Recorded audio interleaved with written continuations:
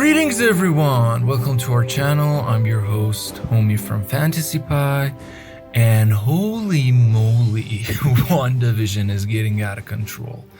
This episode was amazing, and if they plan on doing what I think they're gonna do, it's gonna get even better. So hang on with us on FantasyPie. This episode starts with the 80s theme.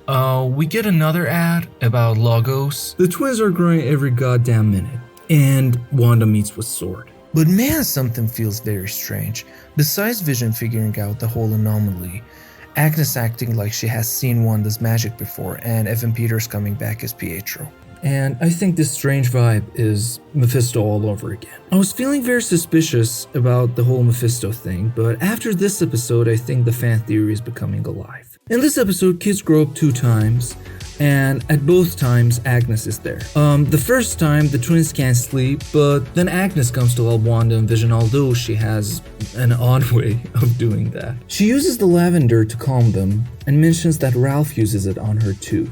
Ralph sprays it on me every night. But after a few seconds, the boys are both grown up. And before that, we see a scene where Vision is confused about the way Agnes is behaving, like she is confused or has forgotten her lines in the show, and talks to Wanda about it, but she acts like she doesn't know what Vision is talking about. We see an opening credits for this episode, and that has some cute photos of the magical family. Then we come to the world that is outside Westview. We see Monica. She's getting tests so that they can find out what happened to her in there or after she was thrown out. But the test for her brain is blank. And from the image that we see, it looks like a flare. Tyler Hayward is against Wanda and recognizes her as a threat. But Jimmy, Darcy, and Monica seem to be sympathizing with her. Then Tyler shows the S.W.O.R.D agents a footage of Wanda stealing Vision's corpse 9 days ago, meaning the imaginary Westview might be as new as 9 days. When was this? 9 days ago, Maximoff stormed our facility. Now the weird thing is, the rebirth of Vision is against his will,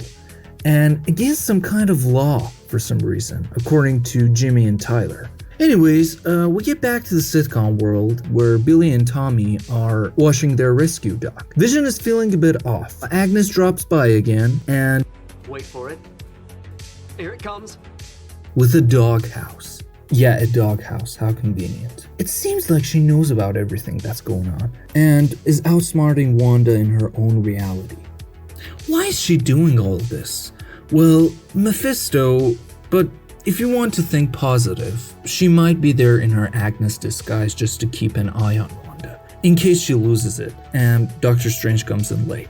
They named the dog Sparky, which is a reference to the dog's name in the Vision comic by Tom King. The dog was killed by Virginia, Vision's wife, and brought back to life by Wanda, and a bit of Stark tick. Wanda does a trick and makes a collar for the dog out of magic in front of Agnes, and Vision tells her to stop it, but again Agnes acts like she doesn't know what is going on. And Wanda continues to stay in character and tells Vision to do the same. The boys want to keep the dog, but Vision and Wanda tell them that they must wait till they're 10. So the boys age fast and grow to be 10 in front of Agnes again. Oh my god, what is happening? When did this show become so amazing? Well, let's start from this episode, of course. Back to the S.W.O.R.D base, Monica and Darcy are working on a way for Monica to go back to the Hex. Darcy calls the town Hex now because of the hexagonal shape of it. Monica says that she knows an aerospace engineer who might be willing to do the task that they're planning. Now, after that Evan Peters scene, this engineer might be him, but he said that he was Pietro.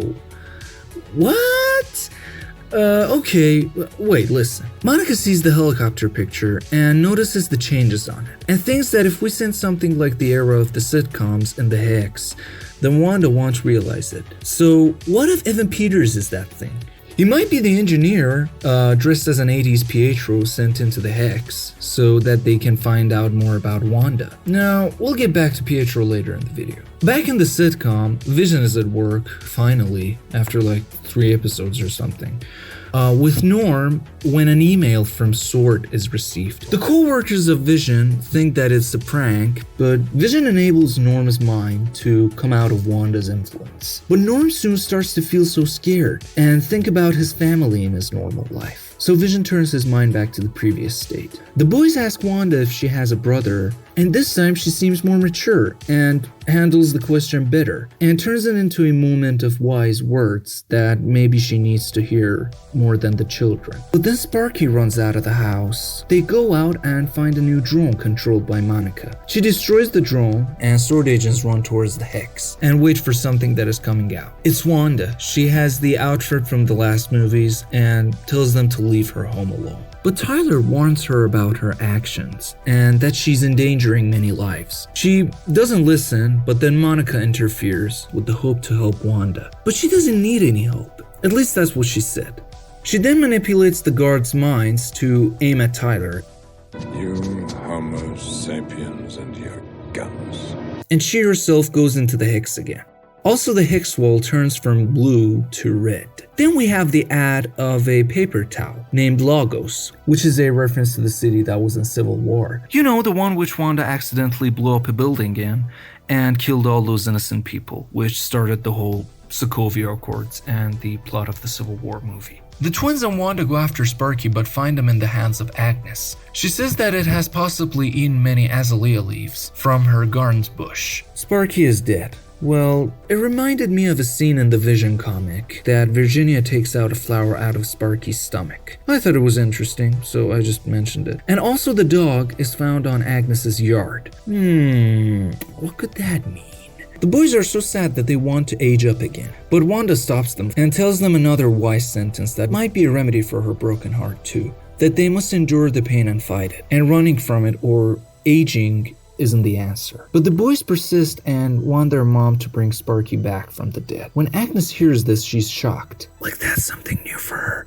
Nighttime comes, and Vision tells Wanda about Norm's accident, and challenges Wanda. The credits of the sitcom roll by Wanda's will, but their fight continues. He wants to know if Wanda knows that she's suffering everyone in the town or not. If she's responsible for every action being done by everyone in the town, including himself. And by Wanda's responses, we can guess that maybe she is really responsible for everyone's thoughts and actions. Vision asks about the lack of children in the town, which we mentioned a couple of videos ago. He doesn't remember his life before Westview and is going crazy and can't trust Wanda anymore. As they're seeing their magical life and marriage fall apart during their fight, someone knocks on the door. Wanda opens the door. Darcy's watching them through the TV. We see a gray-haired man from behind, and yes, it's Evan Peters as mentioned before. And holy shit, he's wearing a leather jacket and a Hawaii shirt. He speaks in a Sokovian accent. Who's a popsicle? Which is weird, because if they have recast MCU's Quicksilver, then why is it Evan Peters? If he's the Fox's X-Men version, then why the accent? I think that he might be that engineer, as I said before, but if he is Quicksilver, he has other plans. Maybe he's another evil plan of Mephisto. Maybe he has come to this reality to find his sister regardless of others trying to find out what Wanda is doing. And he's just here for a family reunion. Also, he might be the engineer. And when Doctor Strange comes in the finale, he meets Pietro of X-Men without the accent. And they face each other and get surprised like us. Well, he's back, and that's the only thing that matters. I'm just afraid that he might be Mephisto himself, because of that line he said to Wanda. Long lost bro get to squeeze his stinking sister to death or what? Why to death? Maybe it's just a joke, but you can't trust anyone, can you? Plus, Wanda doesn't know how he turned back from the dead either. When he knocked on the door, she said that she didn't know who it was, and that she doesn't have anything to do with it. Maybe Pietro himself found a way to connect himself to this dimension, or maybe he's just simply the engineer. But as for that family reunion thing, recently in the John Campea podcast, which is a great show, check it out if you like movie news and stuff, Robert Burnett told John Campea that Ian McKellen is going to be in the show. Well, damn. He didn't say that he had a source or legit news or something. Maybe he knows it for sure, but he's not telling it just because, he doesn't want to get into legal stuff with Marvel. But I think it's true. What could this cast bring us? Joy is one of them. If he's Pietro and we get over the accent and accept him as Aaron Taylor Johnson's replacement, and if Ian McKellen is Magneto, we can have a great ending for this show. Now add Doctor Strange and Mephisto to it. Explosion! Things surely seem interesting. The writers know what they're doing and they're taking a little bit of everything and using them in the show in a perfect way. Let's hope for the best. We have a lost brother back now. That is awesome. Thank you again, guys, for listening to us. Please subscribe and like the video if you did. And check us out when we do a review on the next episode next week. And until then, guys, peace out.